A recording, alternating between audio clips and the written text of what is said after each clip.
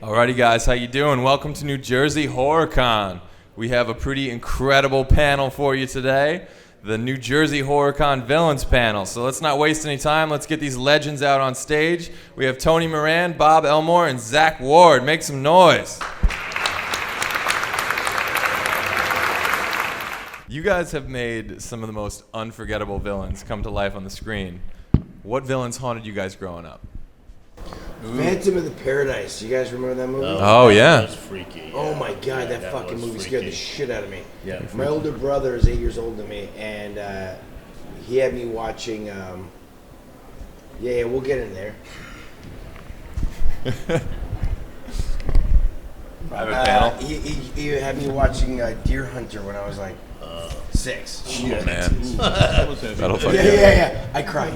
Yeah. Mine was Anthony Hopkins in Psycho. Oh wow. Oh, Anthony Perkins. Anthony Perkins, yeah, he freaked me out, man. Anthony Perkins, yeah. He Definitely. freaked me out. I grew up with The Mummy, Dracula, Frankenstein, the old Universal. That's what I grew up on. It was like, wow. Yeah, I mean, Frankenstein. yeah, when I love was all a that stuff. Little kid. Yeah, that a little. I mean, way scared back the when shit out of you me. could go to the show. It was 35 cents to get in, and stay all day. Yeah, right. And you got the whole thing. Phantom of the Opera was pretty So scary. that was- The original one. The original was. His face was terrifying. Yeah. Oh yeah, for sure. Yeah. A lot, you know, some of the, you know. Lon fucking Chaney. That Oh guy. man. That's a villain. I'm a pussy. He's a villain. No, Come get in and out sit of down, here. please. Yeah, come on in, guys. Bring it up close. Yeah, come. Don't be shy. Don't be Because afraid. It's like, here we are. We have an intimate setting here. Come on There we in. go. Yeah, come on in, have a seat, guys. What's your name? Jeff. That's Phil, Jeff. Who's this young lady? It's Phil McCracken. Yeah, that's me. Call him Big Earn. Is that your wife? Girlfriend. There we go. Okay. Why aren't you married? What's going on? Yeah. Aren't you in love? Okay. Do it. Do the right thing, man. Okay. The love and villainy panel. Do the right thing. That's all. So, We saw the A&E, the making of Halloween. Oh, yeah? Yeah, we saw you on there. good stuff. Was that scar? Did they make that scar on your face? Yeah. They did. Yeah, the hanger, the closet scene, from the hanger. Oh, that's right. Yeah. Oh, okay. I totally forgot. Speaking of hangers, Bill Moseley, who played Chop Top in Part 2, was always scratching that plate on his head and picking off these little bits of stuff, and eating them. And I'm watching him do this, and I just kept staring at him because I couldn't believe it. And then I would get yelled at because I'm not reacting to him. I'm just like in awe, like that. And they go, "Oh, I'm not an actor, so I don't know what to do." So that was fun, though. Absolutely. Cool, very cool. So, what initially made you guys each decide to pursue careers in film? Age before beauty, so. Okay, I started out at an amusement park in Orange County called Knott's Berry Farm. As the Wild West stunt show, we did, Pratt Falls and stuff, and I got into that. I got my card through a commercial through Knott's Berry Farm, and decided to try to do it for real. As a stuntman, I'm not an actor. And it took 2.5 years before I finally got a job. And when I did, it rolled and rolled and rolled, and eventually, almost 30 years of work. After all that, I have a nice retirement now because I am old. And because of all that pounding I took in my life, everything hurts now. Yeah. So remember that. Were you a stuntman in Dr. Giggles? Yes, I was. Ah! Another epic movie. Epic. She actually loves that movie. That was so bad. I just, Paul Drake, it's like we did So what part in that movie what did you do in that? I doubled, what's his name? Larry Drake. I'm old, I told you. I doubled Larry and all that. We did a fight in the operating room on fire and an explosion and just all this other stuff. Chased a girl up a ladder and stuff. I don't know. I did whatever they asked me to do, really. You weren't a stuntman. What other career do you think you would see yourself being able to do? I have a degree in physical education, and I wanted to be a coach is what I wanted to do. But at that particular time, there's no jobs, and I said, forget it. So I went on, and it. Who knows what you're going to do in life? This is all, who knows? And that's what I end up doing. So I'm very happy with that. Tony, Zen? Answering the original question, how I got into it, my mom's an actress, so I've been on set since I was 5. We were living in Stratford, Ontario. Stratford, Ontario is a sister city to Stratford-on-the-Avon in England. So Stratford, Ontario has this Shakespearean theater, which is like one of the biggest in the world. And my mom would explain to me Shakespeare, because it used to be like the Married with Children back in the day, a lot of fart and titty jokes. So it was crass, and so I was like an 8-year-old boy excited about hearing about butts. And because my mom explained it to me, and then I was watching a play, and this guy did this line that I was really excited about because it was naughty, and he sucked, and I was like, I could do that better than him. That's pretty much where it started, and that's why I spent 2 years auditioning, about a year auditioning, so I was better than you. But then I did a year auditioning, and I got commercials, and then I did that for a couple of years, and I got my first movie, which was Christmas Story. But I always thought, like, I came up with a saying, and you can use this: great movies are inspirational, bad movies are motivational, because you'll look at it and you'll be like, fuck me, I can do better than that idiot, right? And then you try, and then you fail, but you learn so much in the process. True. And that's how I became an Oscar award-winning actor. Oh no, that's not it. You know, the time between me getting my card to be able to work, the 2.5 years, is that I hustled everybody I could hustle. I worked on my craft as much as I could, and worked out and worked out and worked out and practice, because in any line of work that you do, persistence will pay off here. Right. But you better be prepared. You better have your stuff together at this point, because if you don't, that's it. So at that point, I did, and I went on, the word got out, and it's all word of mouth for stunt people or who you know somebody that is running a show, and that's exactly how it works for us. We did that, and so I got to be known as, a big guy that was pretty quick in my day and pretty strong. I'm not anymore, but, and it's all reputation. If you're a good guy, I don't know how many things I did for free for people. Millions, I don't know. And that's what you have to do. You just perpetuate that until finally I made a living at it. That's why I call it the 3 Ps: persistence, preparedness, and professionalism. Absolutely. Absolutely it is. And everything, it could be whatever. Tony? Yeah, my parents had a Christmas party when I was 9 and my little sister was 5. And there's 6 kids in our family, but this agent came with a friend or whatever, and she was a child agent, she represented children. And she saw me and my little sister, one represented us, and so me and my little sister, we did our first job together was doing a commercial as brother and sister, and I hated it, and so I stopped doing it. I just hated it. Yeah, I worked for a guy named Lee. The director for the commercial was named Lee Lacey. He was really famous for high budget commercials, and he flew us to 3 different states just to find the right snow on the right hill to toboggan down, and one commercial. And it was the commercial with the first year of How the Grinch Stole Christmas aired. The original, yeah, I swear to God. So I stopped, and my little sister, she played Joni Cunningham in Happy Days. Erin Moran, that's my little sister, yeah. I gotta have a crush on her. Yeah, everybody did. And then so when I graduated high school, I was drafted by the California Angels out of high school for second base, but I tore my knee up at my senior year, so that got screwed. And basically, I got back into acting with the same agent, Mary Grady, because I didn't want to go to college, and I had nothing else I was gonna be able to do. So I said, "Fuck it, I'll act." Mary Grady an actor too? No, but her daughter, Lonnie O'Grady. Yeah, Lonnie O'Grady. Yeah. I think this is fascinating myself. I really do. I love all this stuff. Yeah. No, it's fine. It's fine. Yeah. So I grew up, on the sets of Paramount and Happy Days and all that shit. Like you were saying. And crazy. And but I really, I can't really say anything like magical. I had nothing else wanted to fucking do in life. So I thought, fuck it, I'll be an actor, fuck it, So I did, and Halloween was my first job. But I didn't even want to do it. Mary was my agent still, and all that. And she begged me to go on the interview. And I said no. Because back then, well, you're probably too young, but you understand. The only way you can see tits and ass in a movie is either through a porn or a horror movie. So back then, right? So back then, if you did a horror movie, they're like, it's just one step above soft porn. You know what I mean?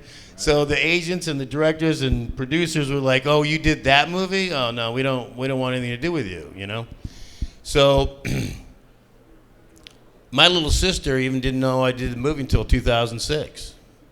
We were doing the same convention at Chiller in Jersey, and that's when she was at her booth and I'm at my booth because she stopped talking to the family for years, but she saw my booth and she's like, "What the fuck?" And she's like looking at my banner and looking at me and I'm looking at I'm like, "Hey," she's like, "Fuck," So, yeah, I didn't tell her, I was ashamed to do the movie, I was ashamed. Yeah, that's really interesting.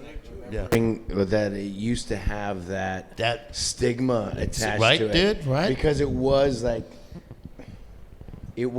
environment where you had to search out those type of movies. Right. You had to find a place to go see it.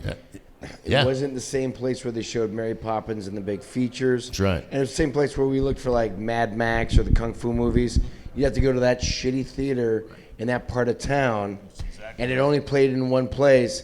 And you had to. I mean, do you remember this? How old are you, bud? No, they're too young to know. They wouldn't even know about Yeah, this you stuff. might be, but it's like you had to hunt that shit out and to be part of it. Now that's interesting. I forgot what an anathema that was back that time. That's interesting. All right, Crazy. Next question. Well, kind of tease right into the next one, actually. At what point did each of you guys realize you'd worked on something that was going to be around for a very long time? Not mine. Really? You don't think so? Not Halloween either. I went as a stuntman to double an actor. That was my career.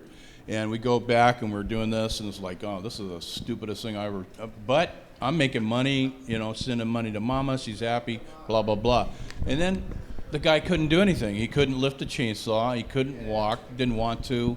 He was, wasn't into violence and, and all this. And I go, so they said, well, Bob, you got to do it. I go, this is a close-up. I can't do this. Well, nobody knows who's behind the mask anyway. I said, okay. So I was on that show. I worked double contracts as an actor contract, and then a stunt double contract. Nice. And I think 7 days during that period, I made $30,000 in 7 days. Damn. And I sent home. I made more money on that show on that particular week than Dennis Hopper did, and the director for that matter, Toby Hooper. So they passed the check around, and and I called my wife and said, "Look, I'm sending you something." "Oh, the check." I go, "Yeah, I'm sending you the check." I go, "But please do not spend it all in one place." "Why?" I go, "Put some away," And it was like I think it was $19,000 or $20,000 after taxes. I said, And what year was this? 1986. It's a lot of money in '86. It was a lot of money. And so I made a lot of money on that movie. I really did. I still make money on it today. I have... thanks for being with us today. Love you. And so, I had no idea how this movie affected people, how it would turn out, how anything, like that. I had none. It was just a job. I did my job. We worked our tails off. I never worked so hard in my life. We worked 7 days a week for 3.5 months. We worked at the very end of the show. It was 2.5 days straight, and we were all insane. We didn't, we checked out of the hotel, but they kept going. They kept going. They wanted to get it finished. They had to finish because they're going to run out of money. So you just kept on shooting for 2.5 days? Exactly. They would take my me God. and put me on a spot and say, "Bob, okay, this guy's going to come out here. I want you to do this." And I was okay. And then they would take me again and put me over here. "Okay, you're going to come out of this van. You're going to do this." And I said, okay. And that's what did with all of us. We checked out of the hotel. Nobody knew where we were at. You know, my poor wife called and said, well, we don't know. He checked out 2 days ago. We changed airline reservations again and again and again and again. So actually we were insane when we left that. But, you know, I had no idea. You know, in the end, it paid off. I was contacted. He goes, have you ever been to a convention? I go, what? What kind of a convention? What are you talking about? Well, were you in this movie? Oh, yeah. Well, you're not credited. I go, well, I got stunt credit. Why? Who are you and what do you want? And he says, well, you know, they may be interested, you know, blah, blah, blah. And I go, here, dude, this is what I did. Here are the scenes. If you see it and you think it's, you know, pliable here, then call me back. And he did. So I went, and I could not believe the people that were into that particular movie at all. So, you know, I mean, I did some movies and stuff with a lot of people, but yeah, this is the one that stood out, I guess, overall. I figured maybe 2 weeks in the drive-in, you know, with Halloween, and that'd be about it, you know. Yeah. Back then, there's a few things that, like, I think I said, my agent had to beg me to go on the interview. I wouldn't go on the interview. Wouldn't do it. But, excuse me. But a horror movie in 1978 called Halloween is about the fucking corniest motherfucking thing I ever heard in my life. You know, it's like, what are you, out of your mind? I mean, how stupid, right? Oh, it's a horror movie called Halloween, you know? How great, you know? The original movie title was supposed to be The Babysitter Killer, but they had to change it. Yeah, a little too graphic, you know what I mean? So, I didn't even go. We shot in April, and I got in August or September. I got an invitation to go to the screening for the cast and crew of the movie, and I thought that was hilarious. I threw it away. Didn't even go. You know, just such an asshole. You know, I'm probably one of the most blessed guys walking the earth, really, because I did everything I could to not be associated with the movie. But here's what happened. Rex Reed, who was a very famous film critic on network TV, he happened to see the movie. The movie was only playing in podunk theaters. And he saw it, and once he said on network TV, this movie's great, that's why it became huge. Really? Yeah, so, I don't know, 6 months after I filmed it, I'm seeing that it's these billboards of the movie, and I'm like, you know, it's playing everywhere. I'm like, what this piece of shit, you know? Because there is no such thing as even a mask, you know. That was the first time they used a mask in a horror movie. You know, like Frankenstein, Wolfman is all makeup. It's the first time you use a mask, right? And I turn to my girlfriend. I go, have you noticed that this movie's still playing? It's playing everywhere, you know? She goes, yeah. I go, oh, shit, you want to go see it? She goes, yeah, fuck it, why not, you know? So we go see it. I swear it's a true story. Yeah, so how'd it go? So we go there, you know, the place is packed, of course, and everybody's screaming at the movie screen, you know, Dot, run, you know, all that shit, you know. And halfway through, I turn and I go, you know, this movie's pretty good. She goes, yeah, it's not bad. That's how it happened. I had no clue. I thought, there's no fucking way that this movie's gonna do shit, you know? Bad reviews in the beginning. Yeah. Carpenter showed it to a critic, and she didn't like it because the score wasn't in it. Because the score wasn't in it, yeah. Well, here's the story about that. The reason why there wasn't a score in it was because it was an independent movie, and at the end, they had no more money. So they couldn't pay the guy that was going to do the music. So John Carpenter goes, fuck it, you know, I'll snort some coke, you know, light up a joint, and I'll do it on my keyboard. And that's what he did. He just came up with it all right there, just, you know. I was like, wow, dude, you know.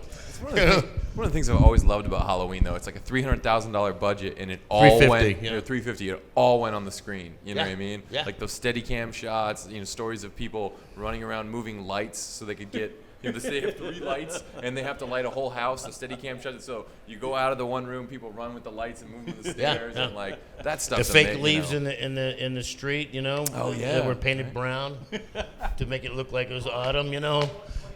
Yeah, 21 days to film the movie, you know. And it was just a perfect storm. The whole movie was just a perfect storm. It's just one of those things that, you know, man. Really cool. I took when I did Christmas Story, I took a girl to go see it, This is a girl. I'm from Toronto, and this was a French girl. She was really hot. It was like the '80s. She had short hair and big boobs. It was awesome. And I took her to go see this movie, and I was terrified of her. And I was like trying to hold her hand and everything the whole time in the movie. And I was not good at it. And we walked outside. I was like, so did you like the movie? Whatever, was it cool? And she's like, no, I don't like this so much. And she got on the subway and left. And I was like, shit. Oh, wow. So that's my Canadian star system. Oh, shit. Yeah. Oh, that sucks. Yeah, when we shot Christmas Story, it was cool. It was the first film I had ever done. Bob Clark was a sweetheart. He was a very nice man. I miss him all the time. He kept me and the other bullies separated from everybody else to try and create that dynamic. Sure. Yeah, good. And my mom's an actress, so she was there. She was the one on set with me. And she just told me to act professionally because my family, that's what we did. And it was like going to summer camp, but really cold.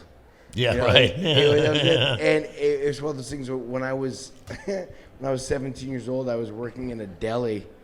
And it's like I was a waiter in a deli, and you have these great, horrible moments where you walk up and there's people like, oh my God. That's you. You're that guy. You're so good. We love you. We watched that movie on VHS. Yeah, I want lox and bagel, please. We love you. Yeah, exactly. Now go get me my coffee and my bagel. Okay.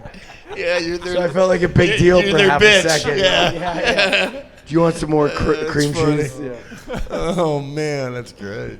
That's a great story. So many stories, I swear. There's so many. So much stuff happened. So another one I wanted to bounce off you guys. What do you think are the ingredients that go into making a great villain?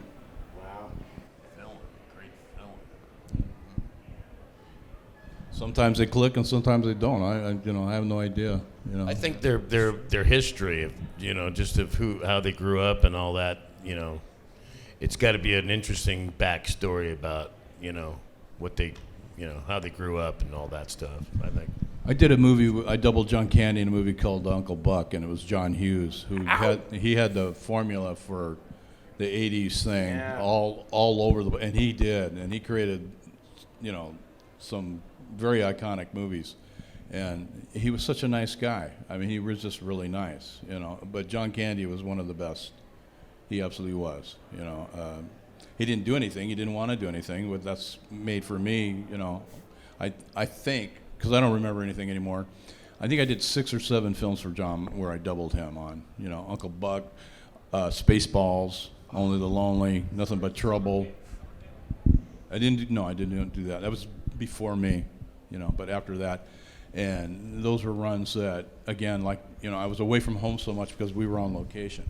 John loved to go on location, but those were who knew at that time, and all I heard about the original Chainsaw Massacre was that these poor people didn't make any money. They were tortured. The conditions were terrible.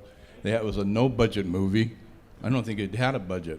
Chainsaw 2 had, I think it was $28 million was for that, which was a lot of money. What? Yeah. Was that the highest budgeted Canon film at the time? I believe at the time, it was just a lot of dough, and I think it was all Israeli mafia money anyway. Well, yeah, they started giving. It's funny how that studio went under is by giving Stallone like a $40 million paycheck to do Over the Top, the arm wrestling movie. When their original model was, I won't make a $30 million movie. I'll make 30 movies for $1 million each. One of them works and it pays for all the others. Right. That model was very successful, but once they broke off it, right. So that to see those guys come in with briefcases all the time, it was like, who are those? Oh, those are producers. Oh, okay. And this stuff, it's just so exciting. I mean, to go back and and remember these things that were going on, it's unbelievable. But yeah, Zach, what do you think goes into making a great film? What's weird is because Bob Clark did Christmas Story. He's a director. He also did Porky's. He also did Turk 182. He did Baby Geniuses. He did Children Shouldn't Play with Dead Things. He's an amazing director. I mean, he was just all over the board with everything he did. And the way Christmas Story got made is because he did Black Christmas. Oh, really? Yeah, dude. Like, and he was the first guy to do the camera POV, like it's following you through the house. That was him. Oh. And if actually Black Christmas is an amazing movie, because Porky's did so well, the studio was blowing smoke up his ass. One and Porky's 2, and he said only when I get to do my passion project. So he blackmailed them. Yeah, Nice. yeah. And what's funny about that is, I don't like Porky's, except I know not to be rude, but except for their. I mean, it's funny-ish now, and there was boobs, and which like everybody's a fan of boobs, but it doesn't hold up. Christmas Story is timeless. I kind of agree with you on You know, about and Porky's, yeah. it's weird. Like I'm a writer and a director myself, and how to put something together to try and capture that magic. It's lightning in a bottle. Like so people ask me, and honestly, around Christmas, right after Christmas, I don't want to talk about this anymore. I'm just done because I've just been worn out. But it is something like they ask me, do you get tired about it? I'm like, to be part of something. I mean, I was on Transformers, $150 million movie, did 1.3 billion around the world. No one wants to know about Transformers. No one gives a shit. Right. They're not going to say like, hey, but guy, you want to watch Transformers over and over and over and over? No, but that's Christmas Story. It is magic in a bottle, and the way that comes together is, if they could define that, how that works, we'd be billionaires. Because it's rare air, man. It's crazy. Well, that actually leads right into my next question as well. You've all worked with some legendary directors along the way, and how instrumental were they in helping you each embody these iconic villains? John Hughes, just an extraordinary experience. Did another movie, Doubling John, and the director was Dan Aykroyd, who was insane. Cool. You know, he was just everywhere. Which movie was that? Nothing But Trouble. Oh my God, I love that movie. Yes. Love that movie. That movie is weird. Anyway, as long as the checks go down, I don't care what it is. But later on, you look at it, you go, oh my gosh. I worked in Casino, and I was a stunt player, and got to work with Robert De Niro. And it's just like, these are icon people in Hollywood. I got to work with Dennis Hopper, who, we rode the van to work every morning together, who was just the coolest guy. But I think it was Martin Scorsese that directed Casino. I don't know. And he had a platform, not a platform, but he was cut off from everybody, and he was looking at the video play. That's how he was directing. And they said, when you come in, don't look at him. He doesn't like people looking at him, And the first thing I did is I started staring at him, and he's looking at me, and I walked over and I said, hi, my name's Bob Elmore. I'm playing this stunt security guy, blah, blah, blah, and I appreciate being on your movie. And he's just, he didn't know what to do, I said, okay, well, I got to get back to work, and walked away. So, a lot of different ones for me personally. Like I said, John Hughes was he was great. Aykroyd in his own crazy way was okay. He was very good, And then there's so many others. I don't know. But my favorite person, I'm going to tell you right now, I don't care, that I worked with was Maureen O'Hara. She played John Candy's mother in Only the Lonely, and I fell in love with her. She was just so cool. And I have a story, and then I'm going to stop talking. We were doing a scene. It was John, Ali Sheedy, were dating, and Maureen O'Hara was his mother who had to go on the date. They're in the movies. They're watching a movie, and the movie was How Green Was My Valley, which was Maureen O'Hara's first movie. She was 19 years old. Some guy came up to me, and I'm at the door blocking it, and I'm watching it, and he goes, excuse me, can I go in there? I go, no, they're filming right now. I turn around, Roddy McDowall. He goes, well, that's me on the movie. And I'm just going, oh, my God, That kind of stuff doesn't happen if you're not in this kind of industry. There's so many things that I can look back and I try to remember what I can that happened for me personally over the years, and it's just once in a lifetime stuff.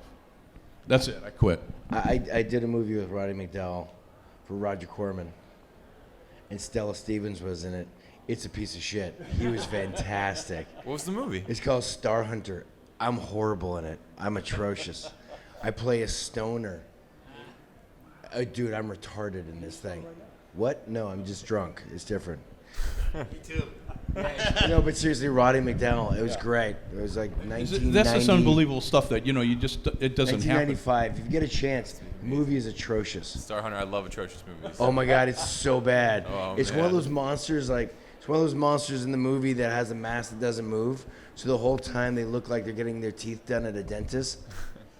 They just walk around chasing you with their mouth open. It's kind of creepy. Oh, wow. Yeah, it That was sounds great. pretty creepy. Wow. Yeah, John Carpenter. Shit. When I met him, he was just like this normal guy, just this normal fucker, and I'm like, jeans, tennis shoes, t-shirt, whatever, but to watch him work was so inspiring. He didn't tell me what he wanted me to do, and I didn't tell him what I wanted to do. We just kind of meshed. But because it was such a low-budget movie, there was no more than 3 takes for any scene. And so he had everything set up in his head before every scene to the millimeter, man. Just, where the camera, lights, it was just like, and I've never seen anything like that ever again. I mean, I've never saw anything like that. And he was really inspiring in that way because the responsibility of what he had on that movie and how he just stayed like just a nice normal guy, never lost his temper or anything like that. It was just great. It was great. Now, before you go on, Tobe Hooper was the director on part 2. He directed part 1. And he was just insane every day, all day long. He, was this crazy man. And we were doing a scene, again, because the actor couldn't do anything with the chainsaw. Caroline Williams is in a bucket of ice, and here I come in, and I'm supposed to, and he's looking at me, and I'm going, what do you want me to do? And he goes, well, act like you're fucking her. That's what I want you to do. And he's screaming from the top of the set. I'm going, okay, I got you. All right, let me try this. Again, like I said, I'm not an actor, so it was so hard for me to get into all that because I've never done it before. So now I'm doing all this stuff that, and a lot of it was ad lib. I don't ad lib, So I'm thinking on my feet, trying to do this stuff, and some of it came out okay, but some of it was just so bad, So one more I want to ask before I turn over to the audience. Why do you guys feel that in horror people seem to connect more with the villains than the heroes? Like the franchises follow the villains, they don't follow the heroes. That's a very different kind of dynamic. Well, mine was a kids movie, so I can't really answer that question. But I think what for the bully, they liked watching me get beat up. I think there was a culmination for kids watching Scott Farkas just be a kid. I think the brilliance of what Bob Clark did is Scott Farkas got beat up. His hack fell off. He was no longer. It's like the mask falling off of Jason, and he's just got a bloody nose, and he's just a kid. For Christmas Story, I think it was empowering for people to see that the villain is just a person who's kind of a dick, as opposed to them becoming legend. And I think that's why people enjoy. Like people walk up to me and they're like, why should you get your ass beat? And it gives them so much joy. But I'm not a super villain. I'm just a beloved jackass. These guys are super villains. Leatherface, I don't care who did it, is an iconic character. To be associated with that is, for me, it's just really hard to see that, but people do, and I appreciate it very much. And yeah, I can say that. Yeah, I played Leatherface. Yes, I did. Yeah, well, I think people have things inside of them that they fantasize about. Not everybody, but we all have stuff inside of us that we may not tell anybody. But we, you watch Michael Myers and you go, yeah, shit, I'd like to stab a bunch of people too, man. That kind of thing. You know what I mean? And not really, but kind of.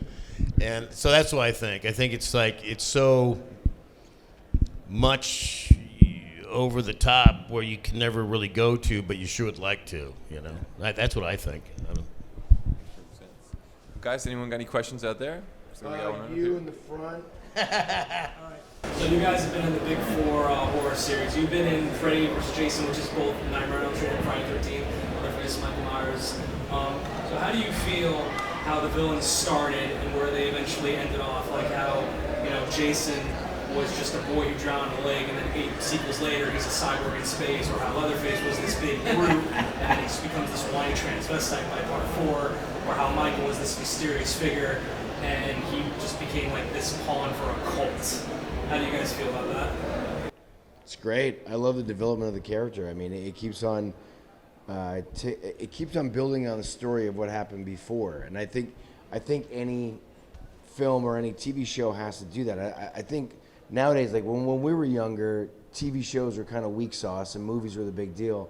But now what people have learned is through TV series, you have an ongoing relationship with the audience, and you can build and develop a much more deep story base.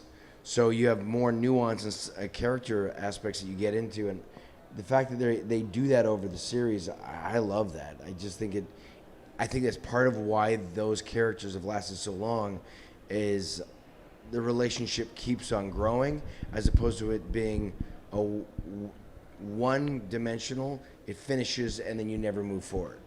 Like you look at what's that? Right, and like you look at like my character was Freddy Krueger in the movie. And you look at what Freddy Krueger's done is when he loses, you actually have pathos for the guy. He's a pedophile, for Christ's sake, but you like him, and so the more he fails, the more you become part of his side. I think that's what's created the legend, is they've done that. That couldn't be said any better than that, really. You're right. I said it awesome, right? You did. You did. That's it. At your family at Christmas, do you guys have, obviously it's on continuously, do you watch that? Is it on at your house? And do you ever get Prince Harry, that you get Prince Harry? Yeah, because I'm really rich and good looking. So that, I mean, what are you gonna do? You know, all us gingers look the same. I also get, you look like, what's his name, Bonaducci. I had somebody come up to me, and I had somebody ask for my autograph. I'm like, okay, Mr. Bonaducci. I'm like, I'm not fucking Bonaducci, you dick. Yeah, I did. I argued with this crackhead. It was awesome. All right, whatever, Danny Bonaducci. I'm like, eat a dick, Danny Bonaducci. Have a nice day. No, we don't watch it over Christmas. Around Christmas, I do a lot of charity fundraisers from like Thanksgiving out to Christmas. And so I get to spend time with families and kids and their stories. Like I meet the grandpas and their kids and their other kids and then the great-grandchildren. So for me, that's amazing. Watching the movie kind of depresses me because I'm not 13 anymore. Bob Clark's dead. Darren's dead. The mom, I think, has just passed. We're all getting older, we're all dying, so it just makes me feel really mortal. Yeah, you know what I mean? Yeah.